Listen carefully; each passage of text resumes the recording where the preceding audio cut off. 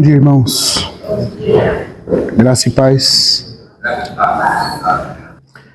Vamos abrir a palavra de Deus agora, no capítulo de Efésios, capítulo 4.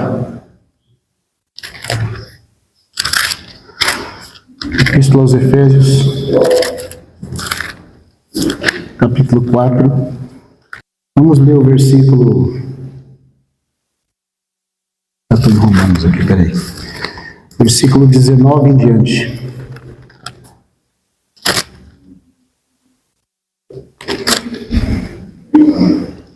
Vamos começar no 17, na verdade. 17. Vamos ler do 17 até o 21. Isto, pois digo, no Senhor testifico. E não mais também como também andam nos gentios, na vaidade dos seus próprios pensamentos, obscurecidos de entendimento, alheios à vida de Deus, por causa da ignorância e pela dureza do seu coração, os quais eles se tornaram insensíveis e entregaram a solução para a avidez, cometerem toda sorte de impurezas. Mas não foi assim que aprendeste a Cristo. Se é que fala, veio do Filho, e ele fosse instruído, segundo a verdade em Jesus. Amém. Pai, nós pedimos Tua bênção para mais esse tempo, Senhor, de comunhão na Tua presença. Obrigado pelo Espírito Santo enviado dos céus ao nosso coração. Obrigado porque nós estamos em Ti, Senhor. Obrigado porque o Senhor é o Deus vivo, que passeia no meio do Teu povo. Então que a Tua presença, por causa dos méritos do sangue do Senhor Jesus, esteja conosco nesse momento, para nos convencer, Senhor, para fazer como foi dito aqui, que a Tua palavra entre no nosso coração e separe alma de espírito, divida as partes do espírito e da alma, juntas e medulas, julgue, discirna e traga à tona os pensamentos e as intenções do coração, para que nós sejamos purificados, lavados, despidos e vestidos, ungidos pelo Teu Espírito, e possamos Te servir em novidade de vida. Confiamos no sangue do Senhor Jesus, para toda a suficiência. Pedimos que o Senhor também amarre a Satanás e as suas obras, que o Senhor destrua mais uma vez as obras do diabo. Para isso se manifestou o Filho de Deus, para destruir as obras do diabo, e que o Senhor seja glorificado. Esse é o nosso desejo e nosso pedido diante de Ti. No nome do Senhor Jesus. Amém. Amém. Irmãos, eu queria continuar ainda aquele sentimento que nós começamos ontem a compartilhar, e estender um pouquinho mais com relação à nossa vida sacerdotal diante do Senhor.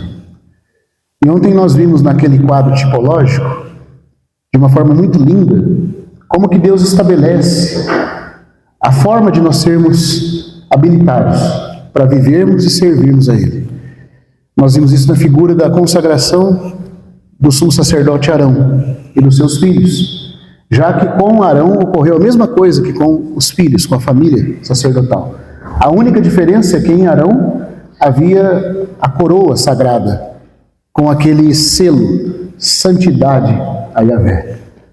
Mas tirando isso, e pelo ofício de Arão, que era um pouco mais íntimo do que o Senhor chamou de minhas coisas santíssimas, expressão essa que aparece tanto em Levítico, como também no livro de Ezequiel. Tirando essa exceção, todo o serviço que cabia a Arão, cabia também aos seus filhos.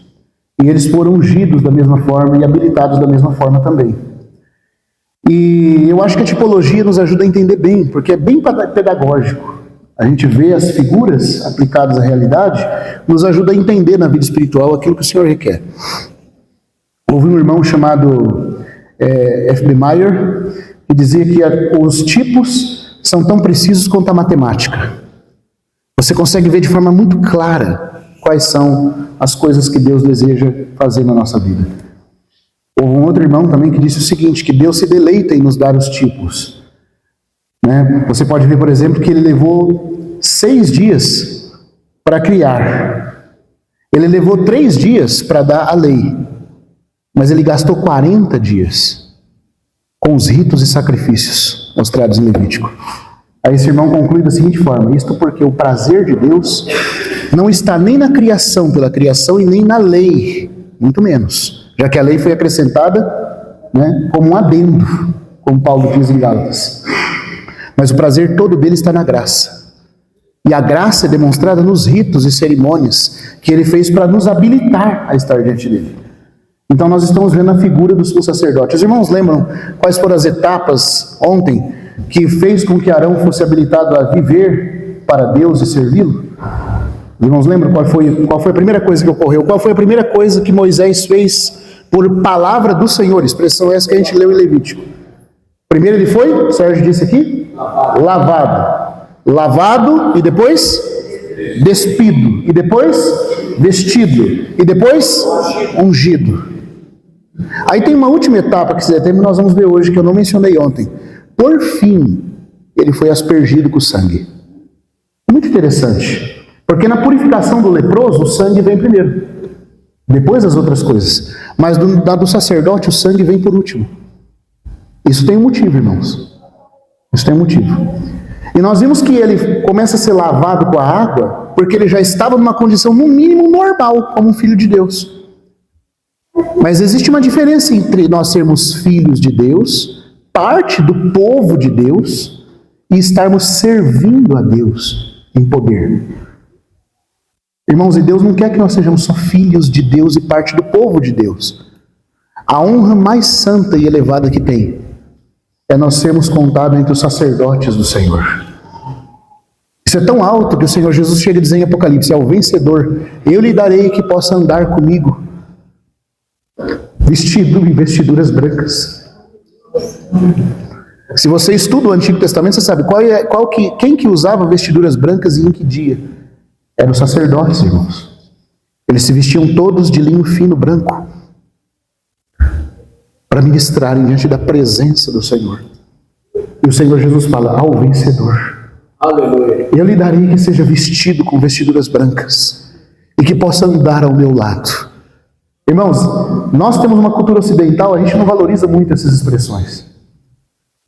A cultura ocidental não sabe o que é isso, mas no Oriente você só anda com alguém quando você é amigo íntimo dessa pessoa. Você reparou que quando o Senhor Jesus estava lavando os pés dos discípulos, e Pedro não entende o que está acontecendo ali, a lavagem de novo, ele estava habilitando eles a ter parte com ele, a ter comunhão. Aí Pedro vê que aquele serviço de lavar pés era serviço de um criado, de um escravo. Então ele vê o Senhor Jesus despido, com bacia e toalha na mão, e fala, não, isso é inadmissível. Tu me lavas os pés? E o que o Senhor fala para ele? O que eu faço agora, você não entende, mas você entenderá depois. Pedro, então, com aquele zelo, mas sem entendimento, mas querendo honrar o Senhor sem entendimento, ele fala, a mim tu nunca lavarás os pés. E o Senhor falou o que com ele? Pedro, se eu não te lavar os pés, você não terá parte comigo. Aí Pedro já vai para o outro extremo, né? Se é para ter parte com o Senhor, então não só os pés, o corpo e a cabeça toda, Senhor. Lava tudo. Né? Mas note a expressão que o Senhor Jesus usou ali. Ele não diz assim, se eu não te lavar os pés, você não tem parte em mim. Porque em mim, em Cristo, diz respeito à nossa posição de salvos. Agora, comigo significa função sacerdotal, companheirismo, amizade com Ele. Mas Ele está dizendo que para andarmos com Ele, os nossos pés devem estar imaculados, na lavagem de água da Sua palavra. Se Ele não nos lavar, nós podemos ter parte nele, mas não com Ele. Deu para os irmãos entender, irmãos? Essas preposições no Novo Testamento são muito importantes. Em, com, por. Elas não são a mesma coisa. Então nós precisamos ver, irmãos, sabe, o fim dessa era está chegando. Eu não sei se isso tem batido no coração dos irmãos, se isso tem incomodado vocês, as coisas têm acontecido e como tem se aproximado o tempo do arrebatamento e do dia de Jeová para julgar esse mundo. Mas, irmãos, se nós não podemos sacerdotizar com ele agora, nós não teremos nada a fazer no reino milenar.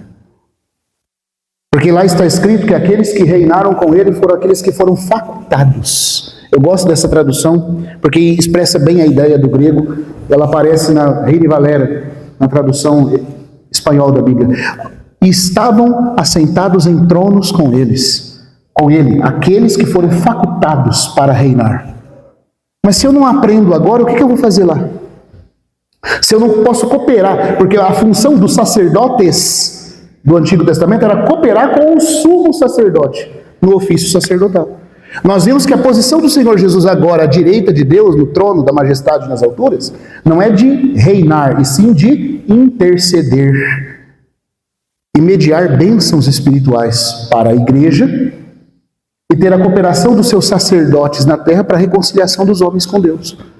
Mas se eu não estou habilitado a fazer isso no poder da vida nova no Espírito, irmão, eu estou sendo preparado para quê? Para que eu virei crente? Para que eu tenho vivido a vida cristã?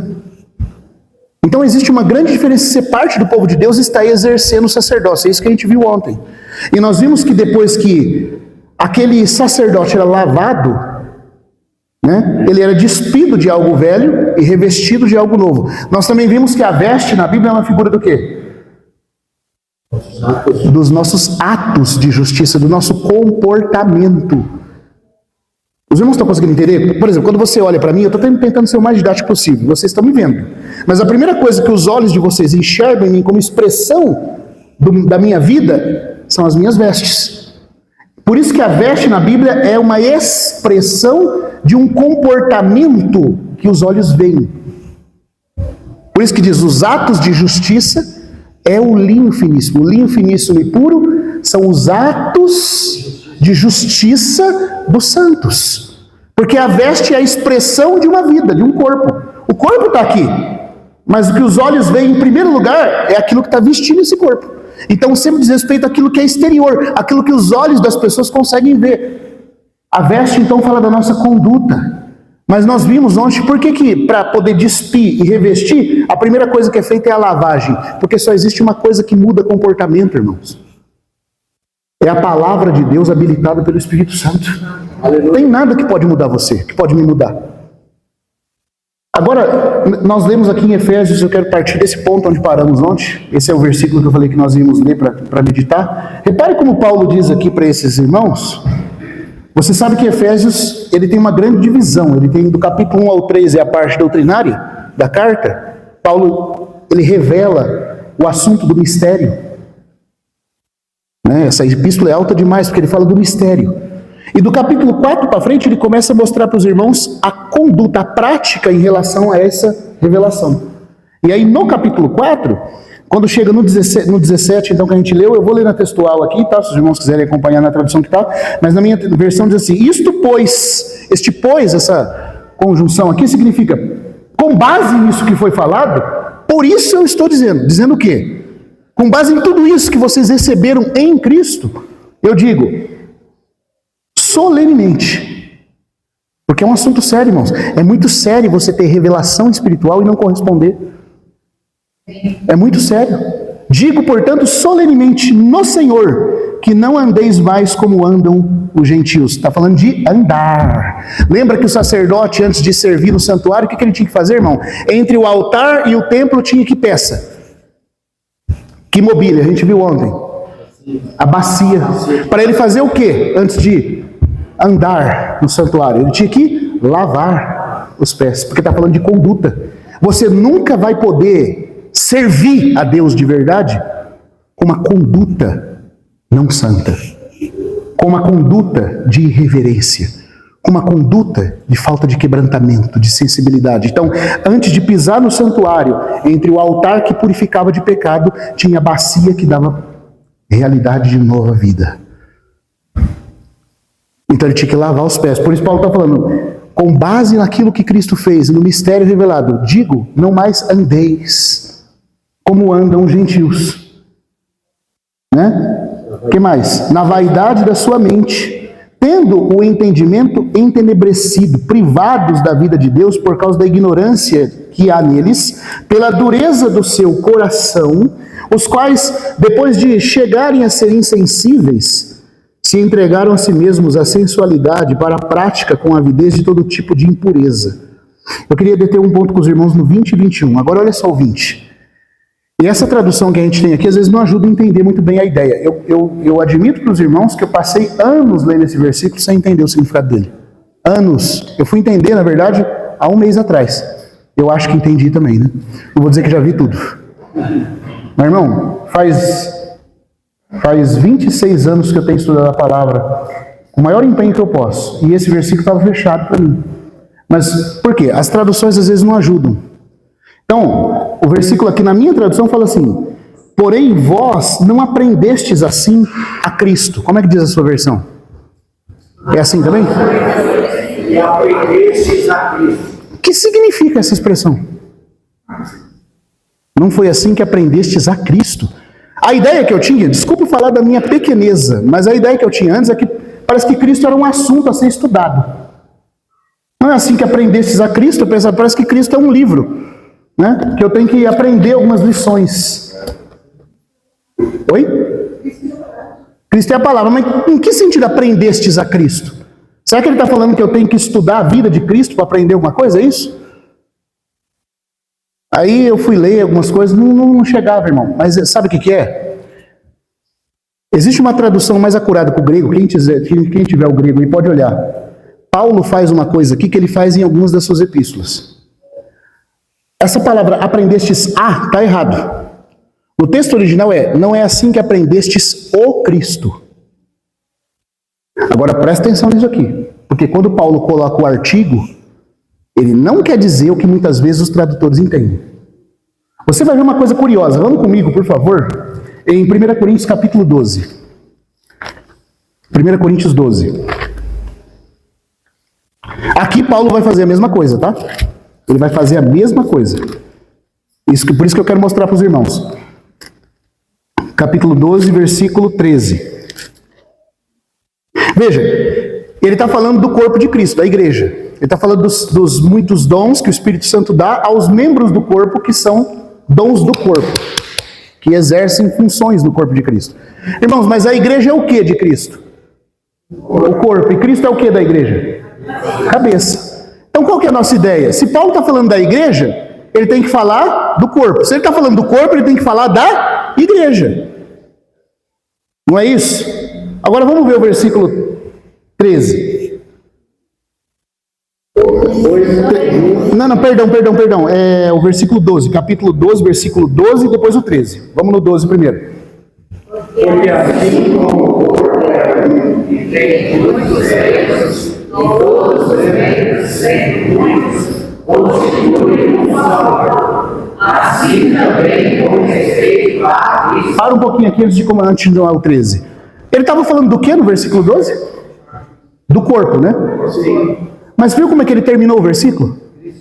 Assim também, como os muitos membros constituem um só corpo, se fôssemos nós de maneira teológica, como é que a gente ia terminar? Assim também com respeito à igreja, porque ele está falando do corpo. A igreja não é o corpo? E ele não está falando do corpo? Ele devia terminar com a palavra igreja. Mas como é que ele terminou? Assim também com respeito à... Ué, mas... Paulo, não entendi agora. Você está falando do corpo? Você devia falar da igreja, assim é com relação à igreja, porque a igreja é o corpo. Mas ele disse que assim ocorre com respeito a Cristo. Só sabe uma coisa? De novo, os tradutores não foram fiéis. Quando ele fala aí, ele coloca o artigo. Assim é com respeito ao Cristo. Às vezes na Bíblia, Paulo menciona a palavra Cristo sem o artigo. Quando ele está falando de Cristo sem artigo, ele está falando de Jesus Cristo, o homem. Mas quando ele coloca o artigo, ele não está falando de Jesus Cristo. Ele está falando do corpo de Cristo. Do Cristo místico, coletivo. Deixa eu dar uma ideia para os irmãos verem, irmãos, que o Espírito Santo pudesse abrir o nosso entendimento para ver a grandeza disso. Agora, lembra do Salmo 133? O que está escrito ali? Que o óleo é derramado sobre a cabeça A cabeça de Arão. Então a cabeça é ungida, irmãos? É ou não? É, né? Só que quando a cabeça foi ungida, o que acontece com o resto do corpo? O óleo desce da cabeça até a gola das suas vestes. Então quando a cabeça foi ungida, o corpo dessa cabeça também foi ungido. Então eu pergunto para os irmãos, o que é Cristo nesse momento? É só a cabeça ou o corpo também? Irmãos, vocês estão entendendo? Dá dando para entender aqui? A cabeça e corpo é Cristo. Porque tanto a cabeça como o corpo recebeu o óleo. Aleluia! Aleluia! Amém. Então a igreja não é só corpo de Cristo, ela é o Cristo. O Cristo significa um novo homem coletivo. Aleluia. Significa Jesus Cristo, cabeça e corpo, todos no mesmo óleo, na mesma unção. Nós somos a extensão do Senhor Jesus. Portanto, nós não somos Jesus Cristo, mas somos o Cristo coletivo. Está dando para entender isso, irmãos? Quando Paulo quer falar do Cristo coletivo, ele coloca o artigo. Você pode estudar o grego, você vai ver isso. Toda vez que ele fala Cristo sem o artigo, ele está falando de Jesus Cristo. Toda vez que ele menciona o Cristo, ele não está falando de Jesus Cristo sozinho. Ele está falando de uma nova raça. Está dando para entender? De um novo povo que Deus inaugurou em Cristo Jesus. Aleluia. Ele está falando da igreja unida a Cristo e Cristo é a igreja como um novo homem de Deus. Na figura do sumo sacerdote do Salmo 133. E Paulo entendeu isso em Gerne, em Atos 9. Quando ele estava perseguindo aqueles cristãos, ele pensou que ele estava perseguindo Pedro, Tiago, João, mas o que Jesus falou para ele? Saulo, Saulo, porque mas ele não estava perseguindo Jesus, estava perseguindo Pedro. Tiago, João, Estevão, né? Mas Jesus falou o quê? Você está me perseguindo. Porque não tem como você tocar no corpo sem tocar na cabeça. Ambos estão no mesmo óleo, na mesma vida e na mesma unção. Quando a cabeça é ungida, o corpo também é. Então o corpo é o. Nunca pense que isso não tem significado. É o Cristo. Aleluia. Agora, sabe o que Paulo está tentando dizer aqui, então, irmãos? A gente tem a mania de falar assim, o meu velho homem, o seu velho homem. Irmão, não existe o seu velho homem e o meu velho homem. O velho homem, essa expressão velho homem, é uma palavra que a Bíblia usa para falar de uma raça caída em Adão. E essa raça caída em Adão, velho homem, se expressa na carne individual de cada um. Mas o velho homem é uma entidade corporativa. Assim como o novo homem é uma entidade corporativa. Está dando para os irmãos entender isso, irmãos? Eu oro a Deus porque isso aqui... Tudo começa com visão espiritual. Se você não tem nem visão espiritual, você não tem por onde começar. A palavra tem que nos lavar a ponto de mudar os nossos conceitos. Tirar o entenebrecimento da nossa mente e a forma velha de pensar nas coisas. Quando Paulo fala do velho homem crucificado, ele não está querendo dizer o velho homem do Sérgio, o velho homem da Rosane, o velho homem do Emerson, o velho homem de tal... Não, existe um só velho homem. O que é o velho homem? É uma raça. Vamos imaginar uma árvore. Adão é uma árvore. O velho Adão, o velho homem é uma árvore, e nós somos muitos galhos, toda a humanidade que não está em Cristo são galhos dessa árvore. Essa árvore, por completo, essa entidade corporativa que caiu, é o velho homem. E o que é o novo homem? Criado em Cristo Jesus. Segundo Deus, em justiça e retidão procedente da santidade. Procedente da verdade, né, como diz Paulo. Ele é uma nova raça que Deus inaugurou em Cristo Jesus. Você estava numa árvore chamada Adão. Você está em Cristo agora. Amém. E por você e eu estarmos em Cristo, nós somos o Cristo coletivo. Não somos Jesus Cristo, mas somos como corpo a extensão de Cristo. E por isso a Bíblia diz que nós somos, o corpo é o Cristo. Assim está no grego. O tradutor não ajuda, mas no grego está assim. Aqui também Paulo fala que nós aprendemos o Cristo. Une os dois pontos agora. O que Paulo quer dizer assim, aqui, é que existe, irmãos, então uma nova raça que Deus inaugurou. Vamos trocar em miúdos, é a igreja. É a igreja, essa nova raça, esse novo homem, é a igreja unida a Cristo. E essa nova raça tem um novo jeito de vida. Ela tem sua própria cultura. Ela tem seus próprios princípios. Ela tem sua própria vida. Ela não tem nada a ver com a cultura desse mundo. Nada. Ela tem o jeito de trabalhar, de casar, de viver a família, de estudar. Você está entendendo? A igreja, irmãos, recebeu, porque o corpo não recebe da cabeça a provisão. Paulo não diz que todo corpo bem ajustado recebe da cabeça o suprimento para o seu aumento? Então, toda a provisão, presta atenção nisso aqui, toda a provisão que eu e você precisa para qualquer área da nossa vida vem direto da cabeça. Você não tem que aprender como educar filho no mundo. A igreja tem seus princípios para cuidar dos filhos. Porque ela é uma nova raça inaugurada em Cristo e que recebe, como o corpo recebe da cabeça pela medula, toda a coordenação. Então você tem que aprender o Cristo. O que é aprender o Cristo? Receber da cabeça em união com o corpo toda a provisão para você ser edificado. Porque você faz parte dessa nova raça. Eu tenho visto irmãos, com todo respeito, mas tem irmãos aí hoje, por exemplo, que estão fazendo... Eu ouvi falar há pouco tempo agora, existe aquele negócio lá de tal de bebê, alguma coisa lá, que é para ensinar como que a mãe vai cuidar do filho quando ela está grávida. Aí ela vai receber mentoria. Irmão, eu vou falar para você, desculpa, é uma certa vergonha um crente ter que aprender do mundo como é que ele cria filho. Você sabe o que é interessante? A Bíblia fala, por exemplo, que as mulheres mais velhas, na casa de Deus, devem ensinar as mais novas como criar filhos, como honrar seus maridos. Mas tem crente hoje indo aprender do mundo. Não é uma vergonha, irmãos? Que o mundo tenha que nos ensinar alguma coisa? Porque toda a provisão para nós vivermos está em o Cristo. E nós aprendemos, recebemos do cabeça a provisão para sermos o que devemos ser.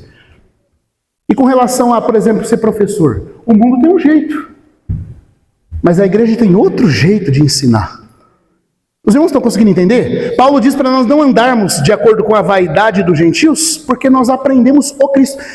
A ideia, irmãos, a ideia aqui é que o Cristo é uma entidade, uma sociedade nova, inaugurada em Cristo. E toda a sociedade tem sua própria cultura, não é? Tem o seu próprio padrão, tem sua própria vida.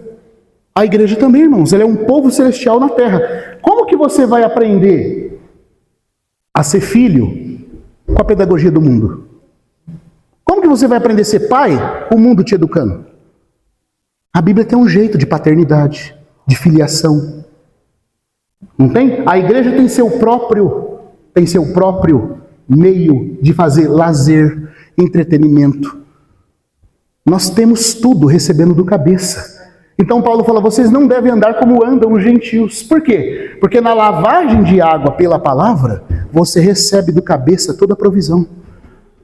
Aí você sabe ser filho, você sabe ser pai, você sabe ser mãe, você sabe ser aluno na sua escola. Como é que um adolescente deve tratar o professor? O cristão sabe como fazer, por quê? Porque ele aprende da onde? Do cabeça. Você está entendendo? No novo homem, na nova raça inaugurada em Cristo Jesus, tem toda a provisão para você viver. Não é do mundo que você tem que aprender nada. Está dando para entender isso, irmãos? Aleluia. Se nós formos buscar no mundo, o paradigma do mundo, o jeito do mundo, nós estamos perdidos. Nós vamos acender um fogo estranho que o Senhor não mandou.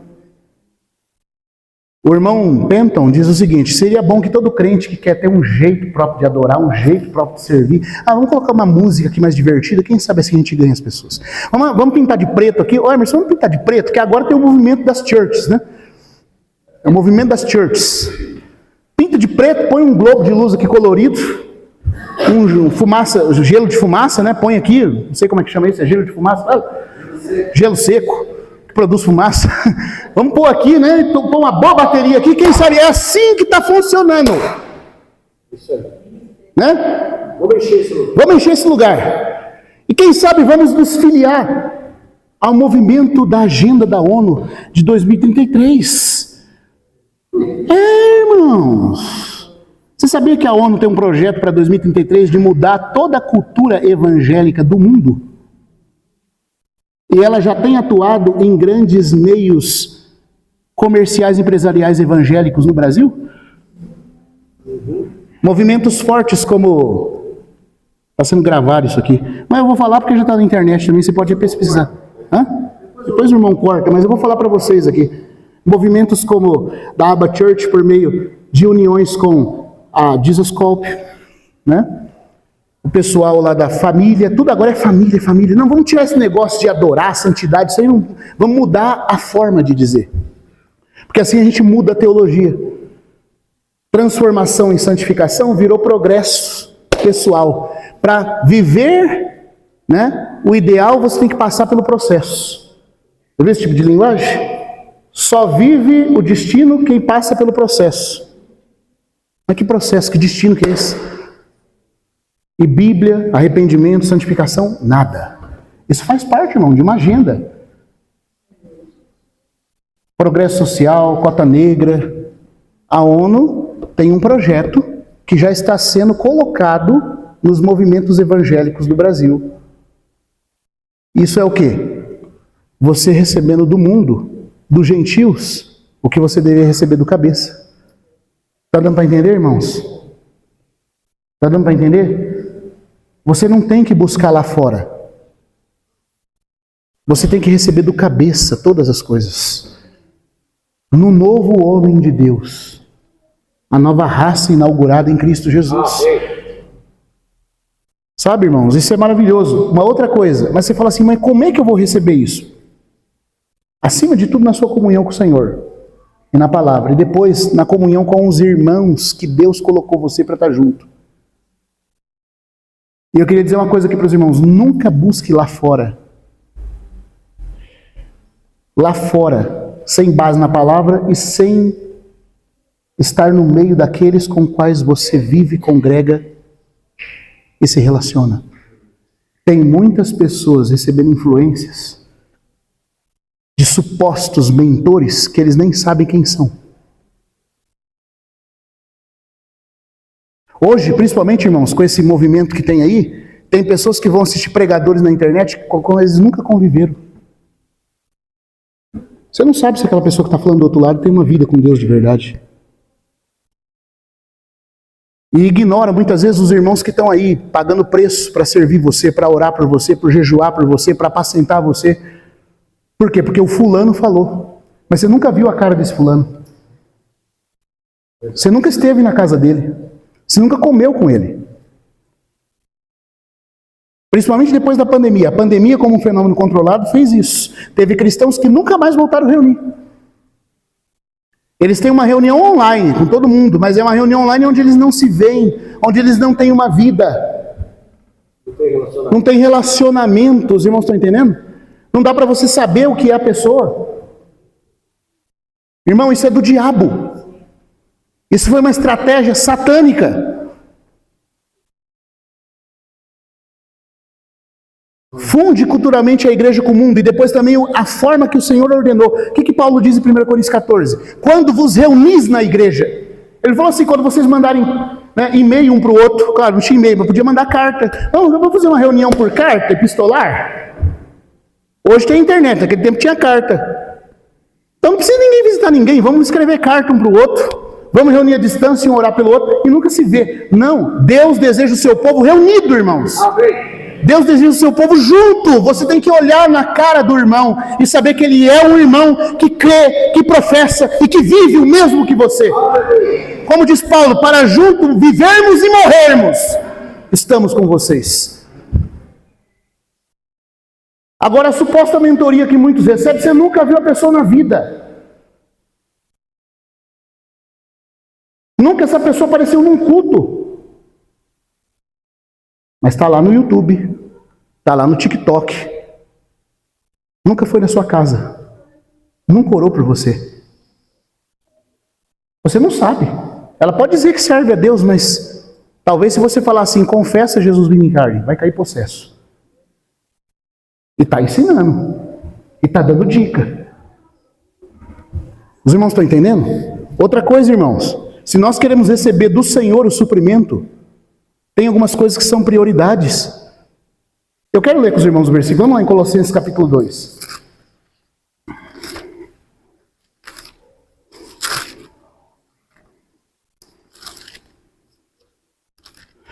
A principal coisa que Satanás faz não é nos atacar de forma escancarada. Ele faz as suas maquinações, irmãos. A Bíblia não fala para você ficar firme só contra os ataques do diabo, mas contra as ciladas. Porque se o diabo vir assim na forma de um demônio te atacar à noite fazendo coisa, você vai clamar ao Senhor e vai ter que correr. Agora, quando ele dirige as mentes das pessoas, quando ele se camufla, na verdade, como um enganador, é isso que ele faz. Enganar significa falar uma coisa que na verdade não é aquilo, o fim que ele deseja alcançar. Ele põe uma estratégia. Paulo usa essa palavra em 2 Coríntios 2, que o diabo tem as suas maquinações. O que é uma maquinação? Maquinação é um projeto bem armado. Então ele fala assim, ó, eu vou colocar isso aqui, porque ele vai andar aqui e eu vou pegar ele aqui. Satanás não tem pressa para poder te derrubar. Ele vai estudando a minha e a sua conduta. Ele vai estudando. E vai armando ciladas. Qual é a única coisa, irmãos, que vai nos guardar das ciladas do diabo? A comunhão viva com o Senhor na palavra e a proteção entre os irmãos. Amém. Irmãos que você vê. Irmãos com quem você congrega. Irmãos que estão na sua casa, no olho a olho, no dia a dia. Para, como diz Paulo de novo, para juntos vivermos e morrermos. Se a pessoa não pode viver com você, não creia que ela vai poder morrer por você. Eu falo isso, irmãos, porque assim, eu trabalho ajudando irmãos, recebo mensagens todo dia. Irmãos, vocês precisam ver as loucuras. As loucuras que tem, que chega. O irmão vem perguntar uma coisa maluca, como diz o irmão Gino, espiritualoide, não espiritual. Porque o fulano falou.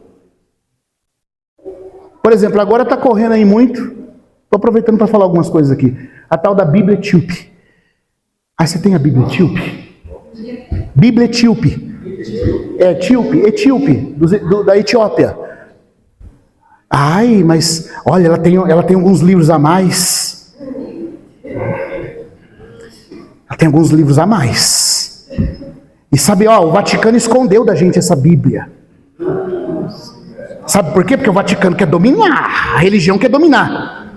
E se você ler, você vai ver que Jesus falou algumas coisas que tiraram dessa Bíblia, que essa Bíblia não serve. Aí o camarada tem a coragem de falar que a epístola de Paulo aos Romanos não serve, que o que Deus usou nos avivamentos da igreja não serve, o que George Whitefield fez, o que Lutero fez, salvando milhões de pessoas, não serve, porque não tinha a Bíblia Etíope. E ele, o pseudo-sábio do outro lado, que você nem sabe quem é, tem uma Bíblia que vai te dar uma coisa que ninguém te deu. A Bíblia Etíope.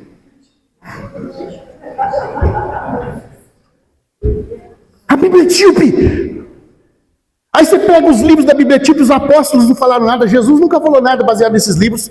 Deus nunca usou livro nenhum dessa Bíblia, porque até hoje não tinha, e salvou milhares de pessoas, mas não é a Bíblia Etíope. Ô irmãos, você pensa que isso é algo sério do engano ou não, irmãos?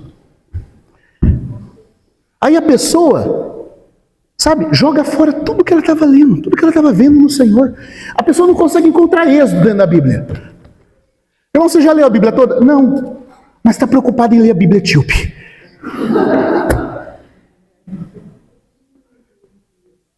Preciso ler a Bíblia Etíope, irmão. Mas, irmão, você já leu o texto de Gênesis, Apocalipse? Não, nem sabe achar onde está Sofonias na Bíblia. Mas quer se meter com a Bíblia Etíope.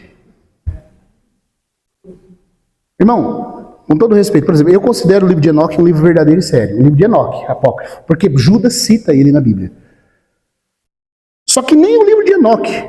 Outro dia um irmão veio falar para mim, irmão, eu estou vendo um negócio aqui de umas estrelas no livro de Enoque. Eu falei, irmão, você já leu a Bíblia toda? Não. Eu falei, o que você está fazendo lendo Enoque? Você não dá conta de entender o Apocalipse e vai ler Enoque, irmão? Então sabe o que é isso, irmão? É engano. Por quê? O que Paulo diz aqui em Colossenses, eu falei para a gente ler, capítulo 2, versículo 8 e 9. 8 e 9. Cuidado, que ninguém vos venha a enredar com suas filosofias e vãs sutilezas, conforme a tradição dos homens, conforme os rudimentos do mundo, e não segundo Cristo.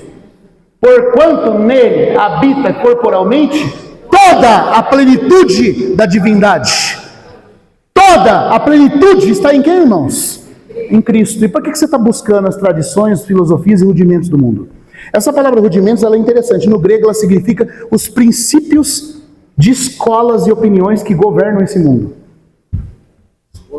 Ou escolas de opiniões. Na época de Paulo se aplicava principalmente as escolas dos filósofos, os estoicos, epicureus, a forma como cada um tentava dar um jeito de se salvar. A forma secreta de opinião de cada um. Está dando para entender? Então tinha os estoicos. Os estoicos diziam o seguinte: nossa carne é má. Nós só podemos nos salvar dominando ela. Então o que nós vamos fazer? Vamos fazer adestramento da carne. Né?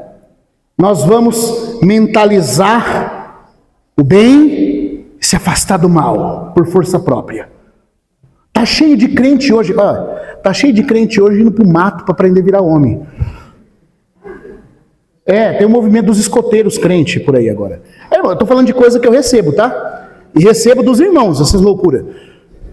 Um bando de homem crente vai tudo pra montanha, acampar como escoteiro para aprender a virar homem. Aí volta de lá, aleluia, agora eu sou o homem da minha casa. Você não era antes?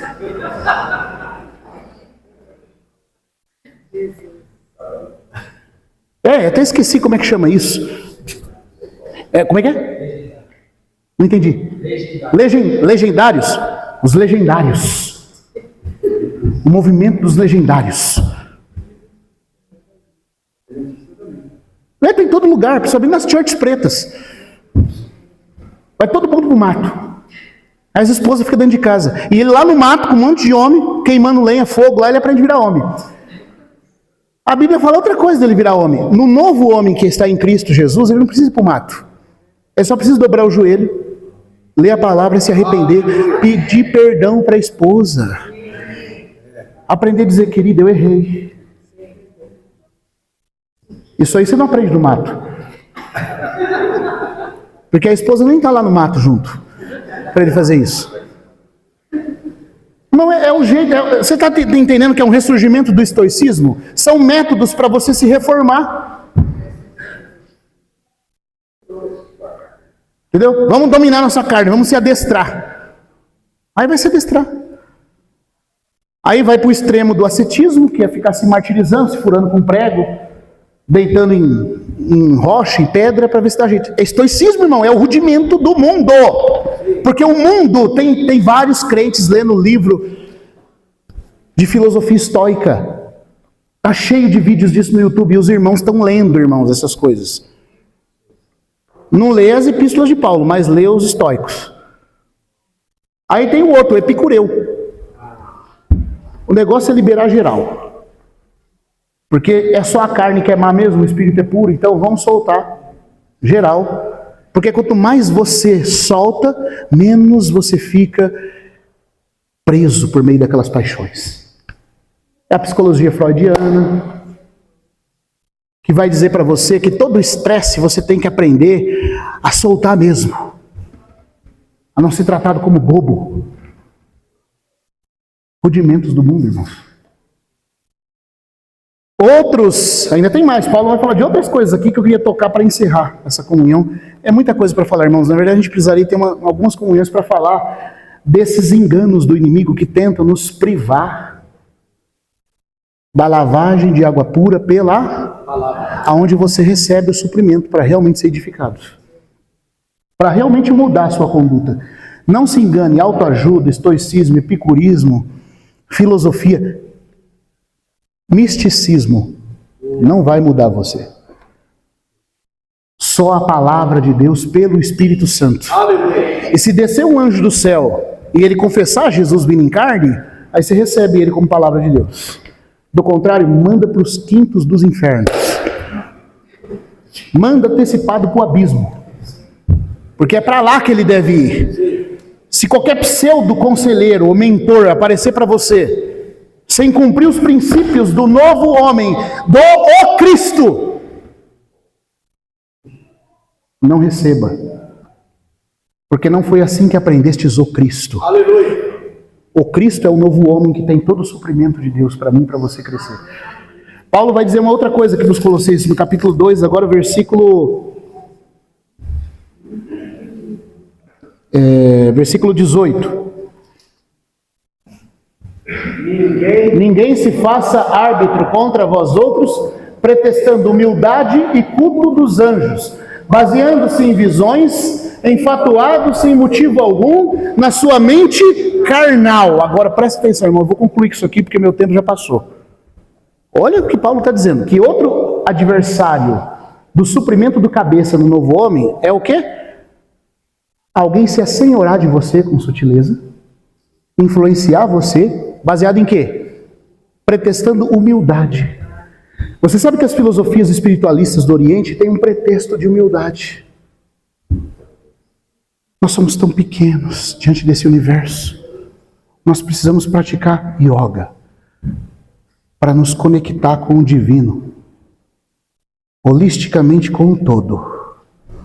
Então você cruza as pernas, senta e fica e vai esvaziando sua mente. Por quê? Porque afinal de contas você é tão pequenininho. Não é verdade? E está cheio de crente praticando essas coisas. Pretextando humildade. Ou então vem com aquele ar de espiritualidade. Olha, eu tenho uma coisa que só eu tenho. Que Deus mandou te entregar. Mas Deus nunca deu nada disso no Cristo coletivo. É só para essa pessoa.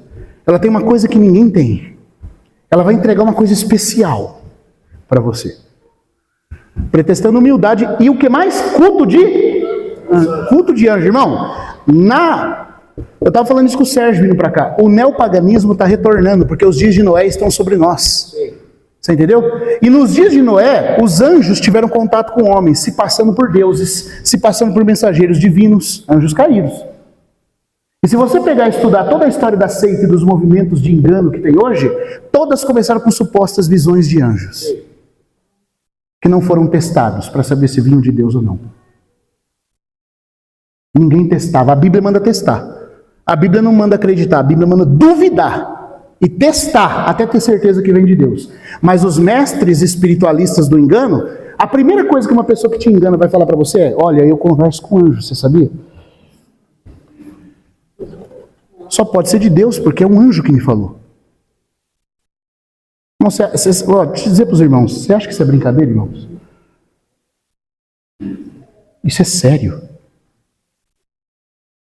Tem pessoas dizendo que tem mensagens especiais porque falam com anjos. Mas um fenômeno dos últimos dias, dos dias de Noé retornando, é que os anjos voltariam de fato a entrar em contato direto com os homens. Eles não fizeram isso nos dias de Noé? Naqueles dias, quando se multiplicaram os homens sobre a terra, os filhos de Deus, os Benai Elohim, os anjos, vendo as filhas dos homens, começaram a entrar em contato com a raça humana, irmãos. E o homem, desculpa falar, mas é o ser mais bobo que tem e acha que é o mais esperto. Ninguém testa. Veio de espiritualidade, é de Deus. Se fez um milagre, então, é Deus que está fazendo. Não testa. Culto de anjos. Os gnósticos tinham isso. Eles diziam que cada camada da espiritualidade é um éon e tem um anjo guardião em cada camada. E você tem que ter o segredo para falar com aquele anjo. Que aquele anjo vai te levar a uma transcendência. Existem satanistas que conversam com espíritos e com anjos, que se passam por crentes e enganam os incautos. Sabe como? Dizendo: eu recebi de um anjo. Isso estava acontecendo na igreja em Colossos. Eu não tenho a capacidade de impressionar os irmãos com a natureza do peso desse engano, irmãos. Houve um irmão aí que faleceu recentemente, que diz que costumava receber visita do arcanjo Gabriel, que descia, aparecia para ele, falava com ele. E ele era um ex-satanista. Por causa do grau elevado dele, ele conversava com o arcanjo Miguel. Falei: puxa, Miguel deixou Israel para falar com ele aqui. Porque a Bíblia diz que Miguel é o guardião da nação de Israel. Mas esse irmão diz que conversava com Miguel. Aí o que acontece? Dali a pouco estava ele em depressão, a esposa em depressão, o filho em depressão. Falando com o anjo. Muito estranho. Você começa a perceber a desarmonia. É muita espiritualidade com falta de normalidade humana. Meu irmão, o cara fala com o Miguel. E tem uma vida arrebentada familiar. A esposa em depressão, ele em depressão, o filho em depressão. Aí o filho se mata. A esposa morre de overdose. E ele morre de forma misteriosa. O que adiantou falar com Miguel, irmãos? Se é que era Miguel que estava falando com ele. Mas você sabe qual é o problema? É o problema que pegava a igreja lá e pega a igreja agora. Veio de Deus, teve uma suposta experiência espiritual, é Deus que está falando. E não testa. A Bíblia tem testes para essas coisas. Ela manda você duvidar. O pseudo-profeta veio e falou que veio um anjo que falou. Então vamos fazer o seguinte, irmão. Vou testar o ensino pela palavra. E se tiver manifestação espiritual, eu vou testar o espírito do jeito que a Bíblia manda testar. Você sabe como é que a Bíblia manda testar qualquer tipo de manifestação espiritualista que tome uma pessoa? Irmão, deixa eu contar para vocês esse caso. A irmã Barber, a irmã Penlius, fala de uma história de um avivamento que estava acontecendo na Alemanha, e tinha uma crente que supostamente estava cheia do Espírito Santo. Essa pessoa supostamente cheia do Espírito Santo está no livro Guerra contra os Santos. As pessoas chegavam, ela começava a expor os pecados de todo mundo nas reuniões de avivamento. Aí todo mundo caía naquele pânico de condenação e falava, Deus me perdoe. E ela falava, você será duramente punido se não se arrepender. Primeiro que o Espírito Santo não fala assim. Aí começava a expor. Aí entrou um senhor que era um agnóstico da cidade, que tinha uma vida moral externa muito boa, mas ele tinha alguns pecados não confessados. Quando ele entrou na reunião, ela falou, você está escondendo esse e aquele pecado? Você pensa que vai escapar? Aí ele caiu em pranto. E a reunião ficou aquela opressão. Alguns irmãos sem instrução, porque o problema da igreja é que não tem instrução, o povo perece porque falta conhecimento, mas alguns irmãos intuindo no Espírito falaram, isso não está normal. Isso não parece ser uma coisa do Espírito Santo. Subiram no mezanino do local para orar. Enquanto eles estavam orando, Senhor, se for do Senhor, dá o teu aval. Se não for, desmascara esse espírito, Senhor. Com medo de orar e ser o Espírito Santo. Ó, para você ver. E na reunião ainda fala assim, não testa não, porque você pode estar blasfemando contra o Espírito Santo. Aí o crente nem sabe o que é blasfema contra o Espírito Santo também. Ficaram com medo, começaram a orar todavia. Quando eles desceram do mezanino, essa menina que estava supostamente cheia do Espírito Santo falou assim, vocês duvidaram do que eu estava falando? Vocês serão mais punidos ainda. O irmão lembrou do texto de 1 João 4:1. Amados, não acrediteis em todo espírito. Antes, é mandamento de Deus, irmãos. Você não deve acreditar em ninguém que você não testa. Você não deve receber nada que não possa ser testado e confirmado que vem de Deus. Deus está mandando você testar. Que pseudo-espiritualidade que é essa que não aceita ser testada? Esses irmãos falaram assim, o irmão lembrou do versículo e falou, se você é o Espírito Santo, então você vai ficar alegre em nós fazermos o que você ordenou na sua palavra. Falou para a menina. Aí falou assim para ela, eu te conjuro ao Espírito que opera e revela os segredos. Confessa Jesus Cristo vindo em carne. Sabe o que aconteceu? Ela caiu no chão, espumando a boca e urrando, e babando. Era um demônio pitonísio que descobre segredos numa reunião de avivamento se passando pelo Espírito Santo. E os crentes todos sendo enganados. Eu contei essa história no canal, porque está no livro da irmã Jess Penlius. Um irmão que era pastor da Deus é Amor veio falar comigo. Ele falou, irmão, eu já coordenei 5.000 membros da Deus é Amor em várias assembleias do Rio Grande do Sul. Tinha essas reuniões de avivamento, a pessoa vinha falando em língua, entregando profecia. O dia que eu vi isso, eu falei, acabou a bagunça no nosso meio. Vou fazer o que Deus manda. A primeira reunião que teve, a irmã veio entregando mistério e segredo de todo mundo, ele falou assim, para aí. Você aí, eu conjuro o Espírito que está falando. O Espírito, que é o Espírito que tem que ser testado. Se tem uma manifestação sobrenatural, você não pode testar o profeta. Você tem que testar o Espírito. Ele falou, confessa Jesus Cristo vindo em carne. A mulher caiu possessa no chão também, irmãos. Mas está cheio de jovens, de crentes, de pessoas não testando e recebendo influência de que não sabe de onde está vindo. negando, irmãos, a lavagem da água pura da palavra. A palavra te ensina a você não ser enganado pelos espíritos. Eu estava contando para os irmãos, desculpa, Emerson, desculpa, eu passei um pouco do tempo aqui, irmão. Mas eu vou concluir. 2 minutos eu vou concluir. É porque eu sinto a urgência de falar isso, irmãos. Tem uma operação de engano tão grande ocorrendo, seja por misticismo, por estoicismo, por epicurismo, por paganismo, tudo vai tentar tirar você da relação com o Espírito na palavra e na comunhão saudável dos irmãos. O diabo não brinca de ser diabo, irmãos. E ele não teme que você simplesmente cite algumas coisas da Bíblia de forma distorcida, porque distorcer a Bíblia ele faz também. A questão é que a Bíblia dá alguns testes específicos para você saber de onde está vindo a operação daquela coisa. E se você não testa, vou falar uma coisa aqui para os irmãos. Só existe 4 lugares no Novo Testamento onde o Espírito Santo diz: não quero que sejais ignorantes. E exatamente nos 4 lugares onde o Espírito Santo falou para nós não sermos ignorantes, a igreja se tornou ignorante.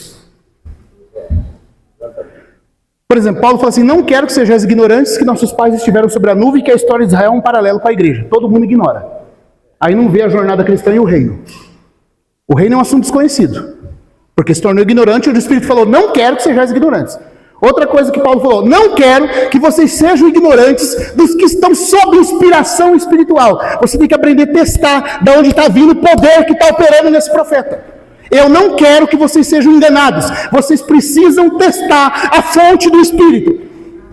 Se Paulo está falando isso, irmãos, e era para irmãos que tinham dons da igreja, e é o apóstolo inspirado que está ordenando: não acreditem, testem. O que a igreja faz?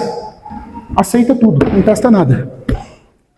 Teve uma coisa mística, uma experiência, falou que veio o anjo, só falta adorar. Outra coisa, não quero que vocês sejam ignorantes quanto à dureza de Israel. Hoje tem um movimento antissemita até dentro da igreja. Pensa que Deus virou as costas para Israel, não tem mais nada com os judeus. Até os reformadores caíram nisso, porque foram ignorantes daquilo que Paulo falou que não era para ser. Exatamente onde Deus falou: não quero que sejam ignorantes, a gente vai e se torna ignorante. E pagamos o preço. Pagamos o preço.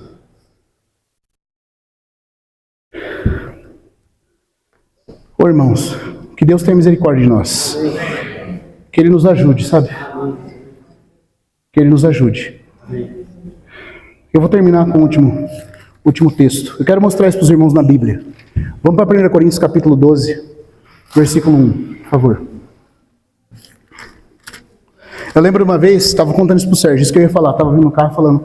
Ontem também a gente estava conversando, falei para o Emerson também. O irmão Gini Francisco, que era um homem de Deus, provado e aprovado pelo Senhor. Eu posso dizer que talvez ele fosse um apóstolo de Deus mesmo no nosso tempo. Mas ele chegou, eu escutei essa história do irmão André lá em Formosa, em Goiás. Ele disse que quando o irmão Gino chegou em Santo Antônio de Posse a primeira vez, porque os irmãos sabiam da história dele, já foram entregando o púlpito para ele pregar. E ele falou assim para os irmãos: os irmãos não vão me sabatinar? Os irmãos não vão me testar?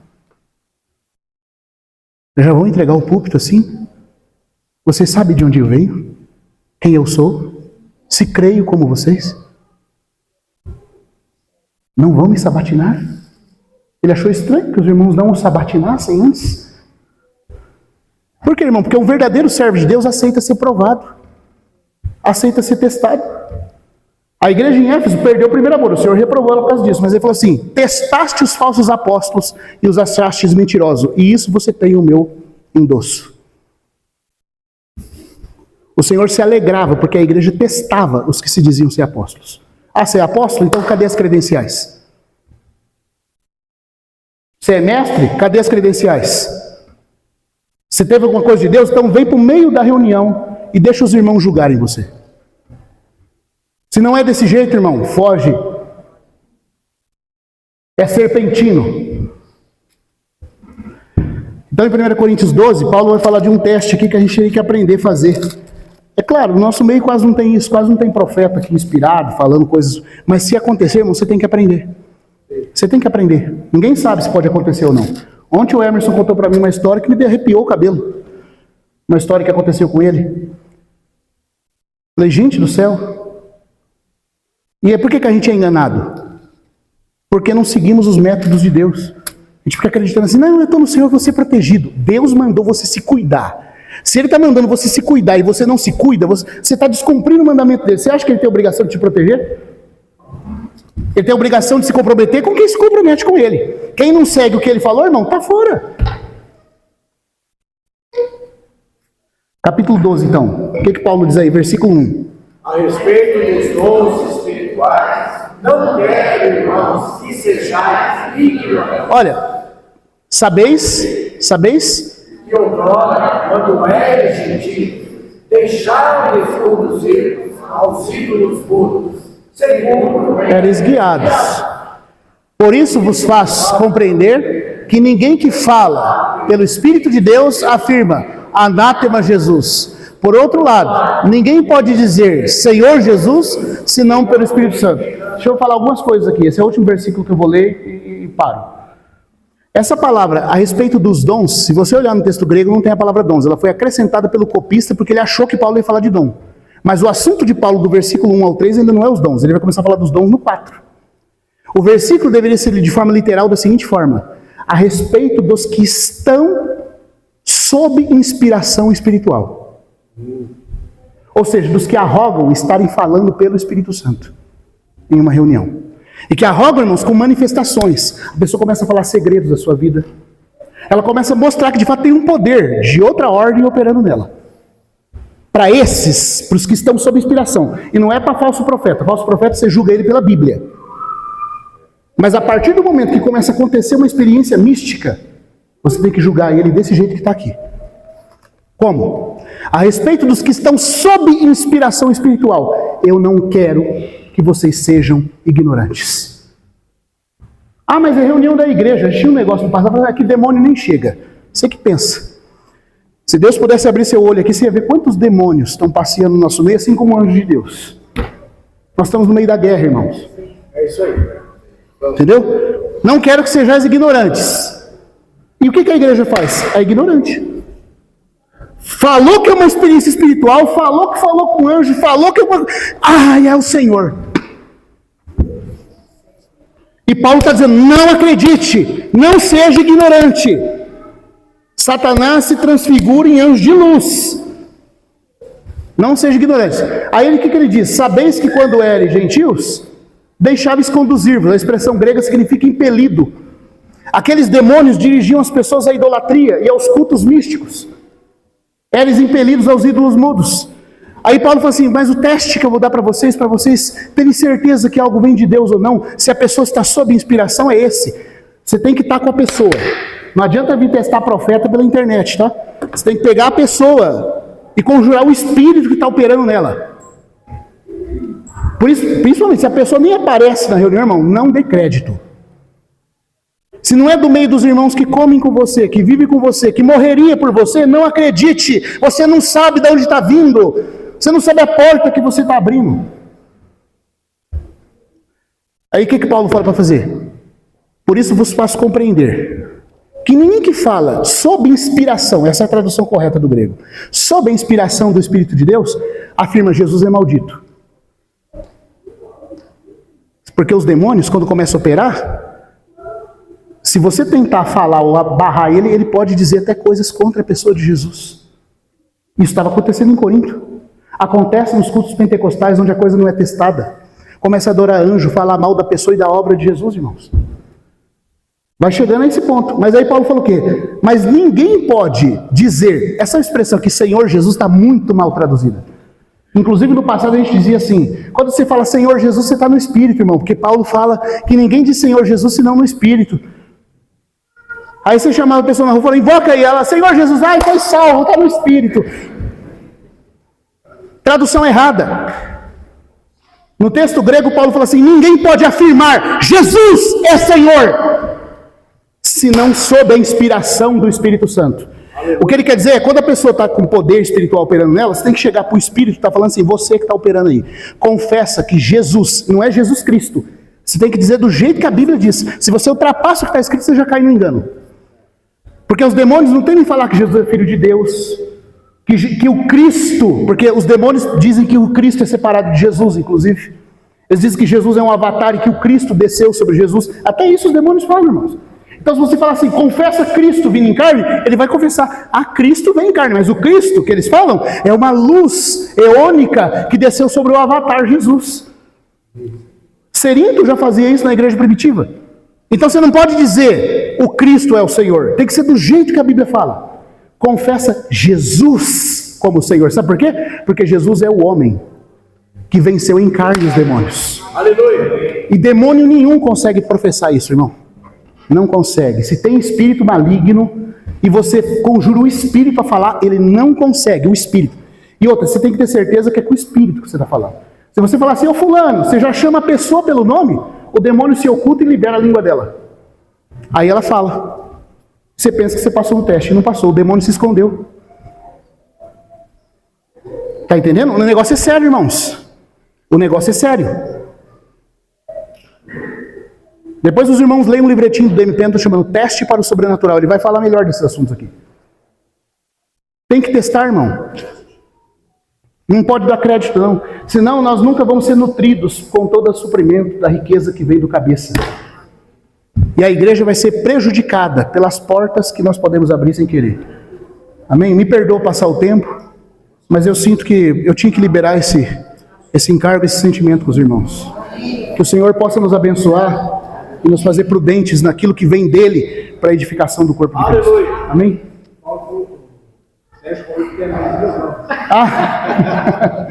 Amém. A gente continua numa outra oportunidade, tá? Que Deus abençoe cada um, irmãos.